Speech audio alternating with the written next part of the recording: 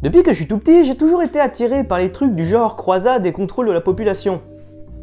C'est pour ça que j'ai vite adhéré à la façon de penser des Templiers, et que j'ai vite...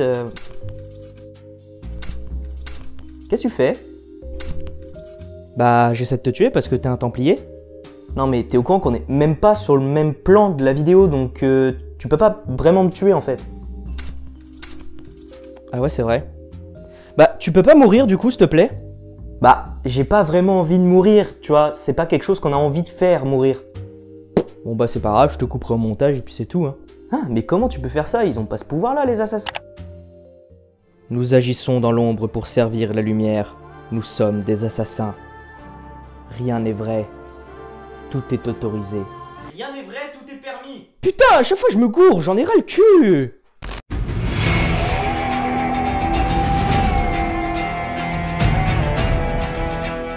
Dans la partie de plaisir et d'imagination de mon cerveau, l'audiovisuel et le jeu vidéo occupent tous deux la même place. Et dans ce genre d'art, il y a toujours quelque chose ou quelqu'un qui s'élève au-dessus du reste, et qui fait que, malgré les pires suites ou les pires spin-offs, on pourra toujours les considérer comme géniaux. Dans le jeu vidéo, cette licence pour laquelle j'éprouve toujours autant d'amour malgré les hauts et les bas, c'est Assassin's Creed. Cette série ayant fêté ses 10 ans il y a peu, et étant actuellement en train de kiffer ma race sur Origins, je me devais de faire une vidéo à ce sujet pour vous expliquer à quel point cette série me plaît tant.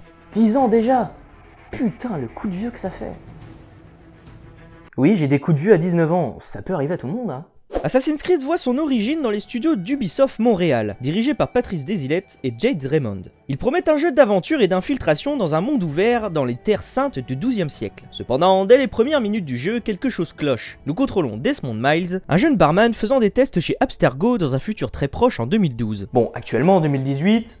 2012, c'est plus trop le futur, c'est même bien le passé. Mais à l'époque de la sortie du jeu, ça restait quand même pas mal futuriste. Mais c'est là qu'apparaît le point central d'Assassin's Creed, l'objet sans qui tout le scénario s'écroulerait, ou du moins une grosse partie, l'Animus. Créé par Abstergo, l'Animus est une machine permettant à toute personne l'utilisant de revivre la mémoire de ses ancêtres grâce à notre ADN. C'est donc grâce à l'Animus que Desmond pourra suivre les aventures d'Altaïr Ibn Lahad, son ancêtre faisant partie d'une communauté appelée les Ashishin, ou plus communément les Assassins. Ceux-ci sont alors en guerre depuis de nombreux siècles contre l'ordre des Templiers. Les deux camps ont le même but, répandre joie, prospérité et paix dans l'entièreté du monde. Sauf que les Templiers n'hésitent pas à utiliser la guerre et l'oppression pour arriver à ce but. Sauf que les Assassins, eux, prônent le libre arbitre et la liberté du peuple. Ce faisant, les deux camps se chamailleront dans chaque opus des objets magiques venant d'un ancien temps, dans le but de réussir leurs objectifs. Dans cet opus, c'est la pomme d'Éden qui est au centre de l'intrigue. C'est pour retrouver cette relique que Warren Vidic kidnappa Desmond pour le faire monter dans l'Animus. Le jeu est un franc succès, les critiques positives s'accumulent, et le public est conquis. Ubisoft est motivé par tout ceci et lance alors la production de son deuxième opus, où nous y suivrons Ezio Auditore da Farenzie, descendant d'Altaïr dans l'Italie de la Renaissance. C'est avec Brotherhood et Révélation, suite directe d'Assassin's Creed 2, que la machine est lancée et qu'Ubisoft se met à sortir un jeu par an. S'ajoutent alors à ça toutes les différentes formes qu'ont pu prendre les extensions de cet univers en parallèle des jeux principaux. 11 jeux principaux, 8 jeux secondaires, 9 séries de comics, une série de mangas en 2 tomes, 4 romans sans compter les novélisations des jeux principaux, 3 courts-métrages et un long-métrage. C'est ce qui comporte aujourd'hui l'univers d'Assassin's Creed qui s'étend toujours plus pour proposer un univers riche et varié, toujours en essayant d'être le plus fidèle possible à l'histoire de notre monde. Sur ce total, je ne dois avoir exploré que la moitié de cet univers étendu, n'ayant pas vraiment eu le temps de m'intéresser aux comics et aux romans originaux. Mais c'est quelque chose qu'il va falloir que je fasse parce qu'apparemment ils apportent énormément à cet univers. Présentation faite, nous pouvons maintenant passer à mon avis personnel.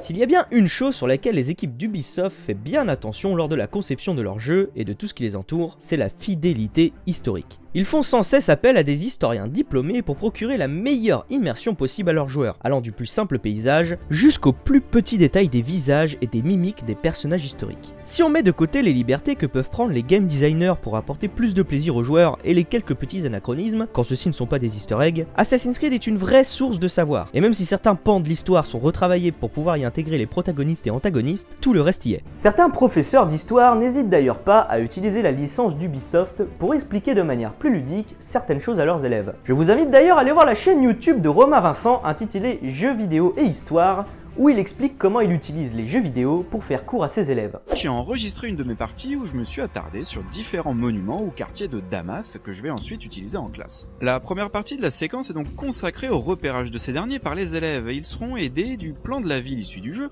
qu'ils vont devoir remplir au fur et à mesure ainsi qu'un questionnaire.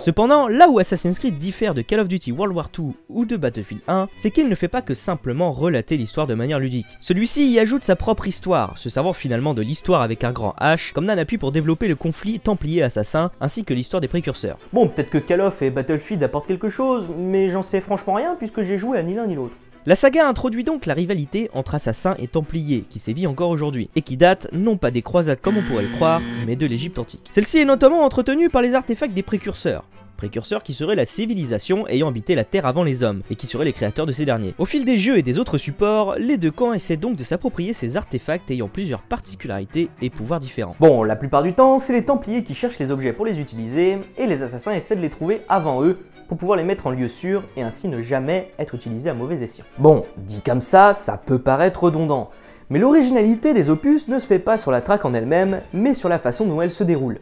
En parallèle de leur querelle, il est intéressant de voir l'évolution des assassins et des templiers, et de voir qu'au fil des époques, ils ne se battent pas de la même façon. Alors que les assassins ont tendance à tomber de plus en plus dans l'anonymat au fil des siècles, passant d'une grosse communauté localement renommée au Moyen-Âge à des simples petits groupes infiltrés à notre époque, les templiers, eux, prennent plusieurs formes, allant des chevaliers croisés aux développeurs de jeux vidéo, en passant par le contrôle de royauté et l'asservissement des populations par l'utilisation de gangs. On pourra les critiquer autant qu'on veut, ils sont vachement polyvalents les templiers.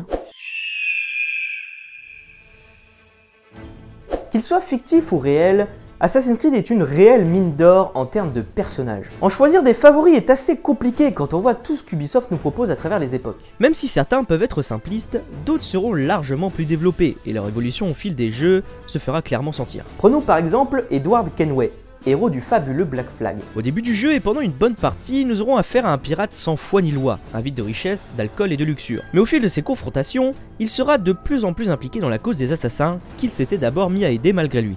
Il deviendra une personnalité importante dans la confrérie et destinera son fils Etham à suivre la même voie, ce qui ne se fera malheureusement pas. Du côté des Templiers, je ne vous parlerai pas de Shay, mais de Crawford Starrick. En effet, il est intéressant de noter le changement de comportement de Starrick au fil de Syndicate. C'est un Templier fier et sûr de lui qui nous est montré au début du jeu, confiant vis-à-vis de l'ordre et sûr qu'Evie et Jacob ne seront d'aucun problème pour ses ambitions. Finalement, les jumeaux assassins se révèlent être plus tenaces que prévu, et alors que ses alliés se font éliminer un à un, sa rage commence à prendre le dessus dans une petite touche de folie. L'évolution des personnages est souvent très bien menée, ce qui permet d'apprécier l'histoire du jeu et de justement pouvoir apprécier ces personnages à leur juste valeur. J'ai toujours trouvé le gameplay des Assassin's Creed toujours super plaisant et intuitif. Jouer à un jeu aux mécaniques similaires est un véritable calvaire pour moi sur les premières heures, tellement je trouve le gameplay d'Assassin's Creed beaucoup plus adapté à ce genre de jeu. Et encore, là c'est plus trop d'actualité puisque je vous parle d'avant Origins. J'en ai bavé, mais sévère avant de pouvoir me battre correctement face aux ennemis. Mais une fois habitué, il n'y a plus aucun problème. On se faufile facilement dans les forts en prenant bien soin de ne pas se faire voir, et on apprend à utiliser des outils de diverses façons pour venir à bout d'un groupe d'ennemis, soit par la discrétion, soit par la force brute. Ces deux choix sont d'ailleurs faisables sur la quasi-intégralité du jeu. Vous pouvez choisir de faire tout le jeu en mode bourrin ou en véritable assassin, excepté dans les missions où l'un ou l'autre est obligatoire. La personnalisation des personnages instaurée dans Unity aide dans cette optique. Même si Unity a énormément déplu, on ne peut pas lui retirer cette force de pouvoir personnaliser à fond Arnaud de la façon dont on voulait le jouer. Aujourd'hui, ces personnalisations ne se cantonnent qu'aux armes, mais restent cependant plaisants, nous permettant de trouver un style de combat qui nous convient. De plus, dans chaque opus, on a le droit à de nouveaux gadgets qu'on aimerait un jour pouvoir tous utiliser dans le même jeu. Pistolet secret, gantelet grappin, couteau à cordes, double lame secrète et j'en passe. Tant d'attirails qui permettent d'éprouver un réel plaisir à traquer les Templiers. Je pointerai cependant du doigt le gameplay des Chronicles, qui ne m'a pas plu du tout. Ah mais alors, pas du tout. Peut-être que l'histoire de ces trois opus est géniale, mais le gameplay j'y accroche tellement pas que j'ai pas été plus loin que les 3 ou 4 premiers niveaux de China. Ah j'ai essayé, je vous assure, une bonne dizaine de fois, mais le gameplay en 2D pour Assassin's Creed, non, j'y colle pas du tout. C'est maintenant l'heure de la conclusion. En plus d'être une saga de jeux que j'apprécie énormément, Assassin's Creed est ma toute première expérience jeu vidéo ludique en termes d'infiltration et de violence sanguinolente et complètement gratuite. J'avais déjà entendu parler du premier opus à sa sortie, mais à l'époque je m'en foutais un peu. Bon, en même temps à l'époque j'avais 9 ans, je préférais un peu jouer à Pokémon. Je pourquoi je pointe du doigt derrière, mais je trouve ça cool. Mais c'est lors de l'obtention de ma première Xbox que j'ai commencé à m'y intéresser. Aujourd'hui, je ne loupe plus aucune sortie des jeux principaux et je m'intéresse beaucoup à tout ce qui tourne autour. Je voulais d'ailleurs ajouter que pour moi, Assassin's Creed était l'une des meilleures adaptations de jeux vidéo en film. Ce que j'aime beaucoup dans ce film, c'est qu'il se concentre plus sur le présent que sur le passé, ce qui est un peu l'inverse dans les jeux vidéo de la saga. Même si la mise en abîme peut être un peu difficile pour les ignares de la saga, et bah finalement, le film se rattrape au fil des minutes, et tout le monde s'y retrouve à la fin. Pour terminer, je voudrais adresser un petit message aux gens mauvaise foi qui ne voient en Assassin's Creed qu'un tas de bugs et de défauts de conception. Je leur pisse au cul. Et n'oubliez pas, rien n'est vrai, tout est autorisé. Rien n'est vrai, tout est permis. Je sais pas c'est quoi le pire entre moi qui me gourre tout le temps et toi qui passes ton temps à me corriger.